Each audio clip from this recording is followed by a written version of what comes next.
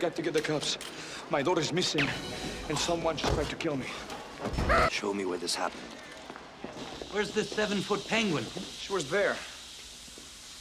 I want to go up to the owner's box. Who knows if that's where she is? Let's page her over the public address. Maybe she's just lost. Oh, I made this up? You said her name was Carla, didn't you? You didn't say her name, did you? No.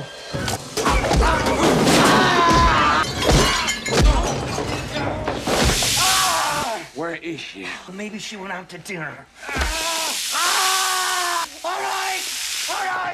All right!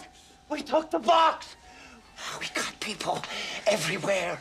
The whole joint's rigged with bombs. We could bring the whole building down.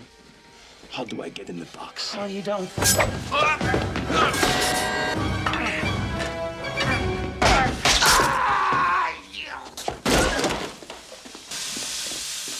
If you touch her, you lose me as a hostage because you'll have to shoot. Mr. Vice President. Ah, shut up. He's campaigning. He's gonna come looking for me, and you'll be sorry. Oh, I'm already sorry. Go downstairs and see if there's a nervous father looking for his daughter.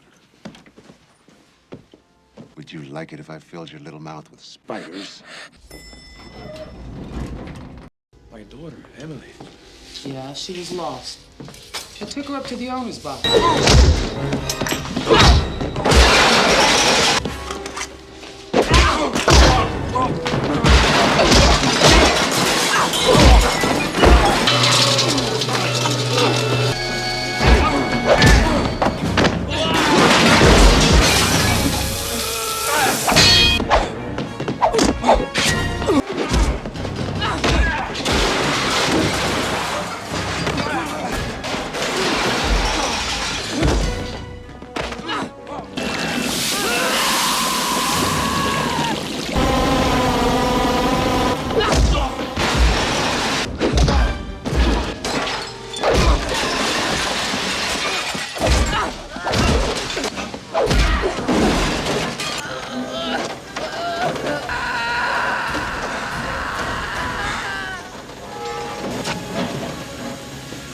The story begins in Pittsburgh, where a team of firefighters is called to a horrific house fire with a young girl trapped upstairs. Darren McCord, a top-tier French-Canadian firefighter, bravely charges into the inferno and rescues her, but they become trapped beneath falling rubble. As Darren calls for help, the girl struggles to breathe because of severe smoke inhalation. Despite Darren's desperate and agonizing attempts to save her, she dies in his arms. The tragedy devastates him, and unable to cope with the trauma, Darren steps down from active firefighting duty. 2 years later, divorced ex-firefighter Darren McCord now works as a low-profile fire marshal at the Pittsburgh Civic Arena. Hello, Pittsburgh, and here we are, the 7th game of the Stanley Cup Finals. Penguins and the Hawks. The Penguins that come from behind victory. Oliver at 45 saves, he shut down the Hawks. Today is Game 7 of the NHL Stanley Cup Finals between the Pittsburgh Penguins and the Chicago Blackhawks. Darren arrives at Kathy's house for an unannounced visit because it is his son Tyler's birthday. What are you doing here? You can't stay. We're just getting ready to leave. It's his birthday. And you've got him all day tomorrow. However, Kathy still harbors resentment over how Darren handled his post-traumatic stress, which eventually tore their family apart. Daddy, Daddy! While his young daughter Emily still sees him as a hero, his son Tyler has lost respect for him, believing his father quit the fire department because he was a coward. Darren, you can't just show up here and take him without talking to me first. Kathy is protective and worried that Darren will disappoint the children again. However, Darren manages to calm Kathy's anger by revealing a huge birthday surprise for Tyler. He has secured 3 tickets to the Stanley Cup Finals. Are we going to the game? Don't do this again. She finally relents and allows Tyler and Emily to go with Darren to the arena. Meanwhile, the terrorists begin their operation by posing as road construction workers outside the arena while the security team keeps them under surveillance. However, another group of terrorists intentionally crashes their vehicle. When the guards step out to inspect the accident and confront them, the terrorists pull out weapons and execute them to eliminate any witnesses.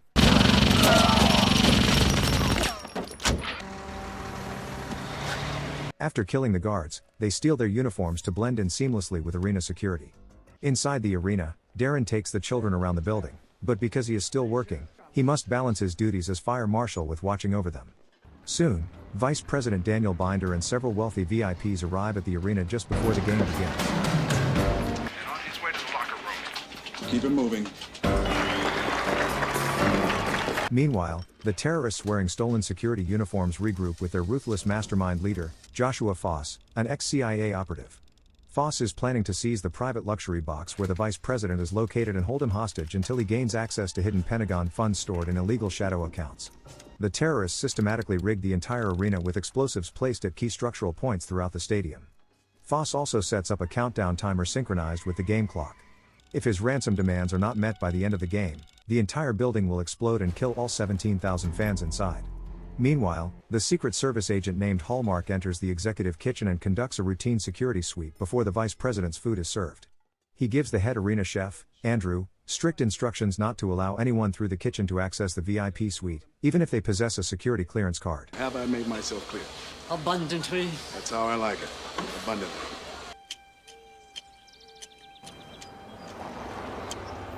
To secure entry into the private VIP suites, the terrorists send one of their men to Andrew's home and take his elderly wife hostage. Just stroll into your house like I'm your favorite nephew. Kitchen. Yeah, hold on. Andrew, it's your wife. The thug forces her to call Andrew directly in the kitchen and beg him to cooperate if he wants her to stay alive. When you go to the vice president's box, you will take 2 new assistants with you, escorted by 2 security men. Get them into the box. Are these men yours? Desperate to save his wife and left with no other options, Andrew uses his executive security access card to open the private elevator and doors leading directly into the VIP box. Just as the national anthem ends and the puck drops, Foss and his heavily armed men storm the VIP suite, and within seconds, they execute the Secret Service agents and take the vice president, the mayor of Pittsburgh, and several wealthy executives hostage. He needs a doctor. Not anymore. Go ahead. Thanks for your help, Andrew. Foss plugs his laptop into the security system and initiates a massive $1.2 billion wire transfer demand from the U.S. government. He delivers a terrifying ultimatum. The money must be transferred in installments timed precisely to the end of each hockey period, or he will execute one hostage after another. During the course of this game, all that money is going to be released and transferred to banks of my choice. They must be closed. Meanwhile, back in the stands, Darren leaves his children in their seats while he carries out his fire marshal rounds, warning them not to leave. While he is gone, a small argument breaks out between Tyler and Emily. I hate you. Frustrated, Emily storms off alone to use the restroom. Inside the restroom, Emily witnesses the Pittsburgh Penguins mascot Iceboro brutally murder an arena employee in cold blood. The person inside the mascot costume is not an entertainer but Carla, the only female assassin working for Foss. After witnessing the murder, Emily tries to escape, but Carla kidnaps the terrified girl and drags her to the luxury box with the other hostages. If you touch her, you lose me as a hostage because you'll have to shoot the vice president. Ah, shut up. He's campaigning. Go downstairs and see if there's a nervous father looking for his daughter. Where is Emily? She went to the bathroom. She hit me and... You soaked her. Darren scolds Tyler for allowing Emily to go alone. Darren begins searching for his daughter and soon finds Emily's dropped hat near a restricted hallway, and suddenly the 7-foot-tall penguin mascot attacks him.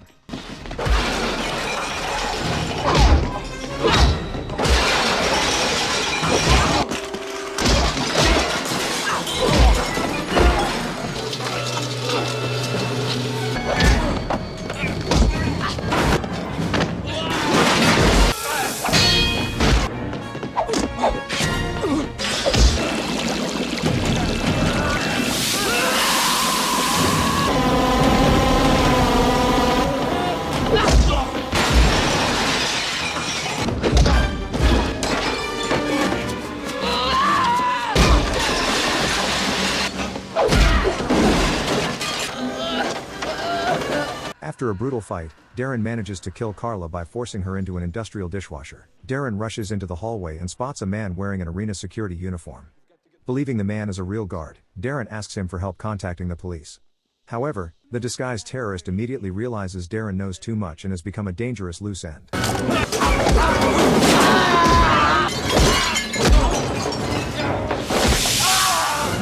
Where is she? I don't know. All right! Wait. After a short but intense struggle, Darren forces the man to confess about the bombs planted throughout the arena and the hostage situation in the VIP suite. The terrorist suddenly attempts to stab Darren, but Darren's hand lands on a leftover plate and grabs a sharp chicken bone from the plate and drives it directly into the terrorist's throat, killing him instantly. Desperate to find his daughter, Darren breaks into the arena's executive offices and finds a secure phone to contact the authorities. 911 Emergency Services, Officer Lyons speaking. My name is Darren McCord. I'm calling you from the Civic Arena. The vice president is being held hostage in the owner's box. And they've got my daughter, too. Mr. McCord? Matthew Hallmark, Secret Service. What's your situation? He reaches Agent Hallmark, the head of the Secret Service detail outside the arena. Darren explains everything he has discovered and says he is going after his daughter. However, Hallmark strictly orders Darren to stand down, insisting that interfering could put the vice president's life at risk. He promises that the Secret Service is preparing a tactical team to infiltrate the building and handle the situation. Darren angrily refuses to wait, hangs up the phone, and decides to hunt the terrorist down himself. Realizing Darren has become unpredictable, Hallmark secretly enters the arena under the guise of helping. Hallmark meets Darren in a secluded section of the stadium and Darren is relieved to see him. However, as they walk together, Hallmark's behavior becomes increasingly suspicious and eventually reveals his true loyalty to Joshua Foss, admitting he is motivated purely by greed and the promise of the ransom money.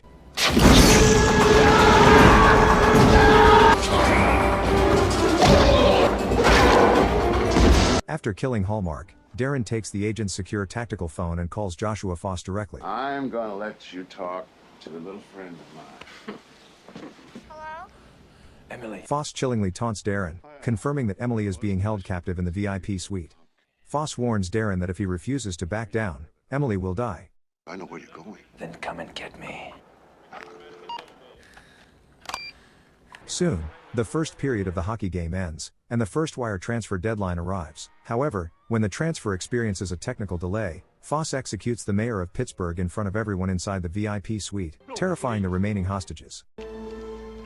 Don't try this at home. Elsewhere in the arena, Darren uses his deep knowledge of the Civic Arena's architectural blueprints to search for the explosives. He discovers one of the main bombs attached to a critical structural support pillar. Using improvised tools, Darren carefully cuts the wires and successfully defuses the explosives. Outside the arena, authorities attempt a tactical assault by sending a helicopter loaded with SWAT officers to breach the roof. However, one of Foss's men stationed on the rooftop fires a rocket launcher and destroys the helicopter in midair.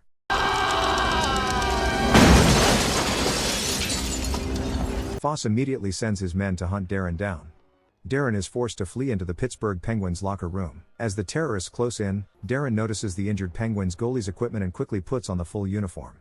He then skates directly onto the ice during the Stanley Cup Finals in order to hide in plain sight. Suddenly, the Chicago Blackhawks launch a dangerous breakaway attack. Relying on his old amateur hockey skills, Darren skates across the crease and makes an incredible glove save, sending the crowd into a frenzy. Year, and he ought to get 5 to 10 for Robbie Todiamani and the Hawks on that to keep the Penguins within a goal. However, Foss's men spot him from across the arena and forces Darren to skate back into the tunnel. Using his heavy wooden goalie stick, Darren smashes the face of an approaching henchman. With only seconds remaining in the third period, the Pittsburgh Penguins trail by 1 goal. Foss believes victory is finally within reach and prepares to detonate the remaining bombs at the final buzzer. But legendary Pittsburgh player races down the ice and scores a miracle goal, sending the game into sudden death overtime. Penguins have tied the game. We're going to sudden death overtime. You would have to be here to believe it. Lucky Lucas scored for the Penguins with under a second to go. I don't believe it. Darren realizes there is no longer enough time to locate every remaining bomb individually. Instead, he decides to climb the massive cable rigging suspended high above the ice to reach the arena's central scoreboard control system. High above the rink, Darren becomes locked in a terrifying, gravity-defying battle with Foss's top lieutenant. The fight ends when Darren kicks the henchman off the catwalk, sending him plummeting hundreds of feet downward before crashing directly through the arena's giant electronic scoreboard. The arena erupts into chaos as thousands of terrified fans stampede toward the exits. During the confusion, Foss slips out of the VIP suite disguised in a heavy coat and hat. However, little Emily recognizes him and screams. Foss grabs Emily once again as a human shield and escapes toward the rooftop, where a helicopter is waiting for him. Darren chases them through the emergency stairwells all the way to the roof. On the rooftop, Foss holds a gun to Emily's head and cruelly mocks Darren, telling him he will spend the rest of his life haunted by another failed rescue just like the little girl who died in the fire 2 years earlier. Summoning every ounce of strength and courage, he leaps from a high rooftop crane and knocks Emily safely out of Foss's grasp. Darren then pulls out a pistol and fires several precise shots through the helicopter floorboards, killing the pilot instantly. The helicopter loses control and plunges through the arena roof before crashing violently onto the empty ice rink below, killing Foss instantly and destroying the last remnants of his terrorist operation. The story ends as emergency crews flood the arena. Darren is wheeled out on a stretcher, exhausted and badly injured but victorious. Tyler and Emily proudly stand beside him, telling the paramedics that their father is not just a fire marshal, he is the bravest firefighter in the world. Subscribe for more dramas like this, and don't forget to like this video, it really helps the channel grow.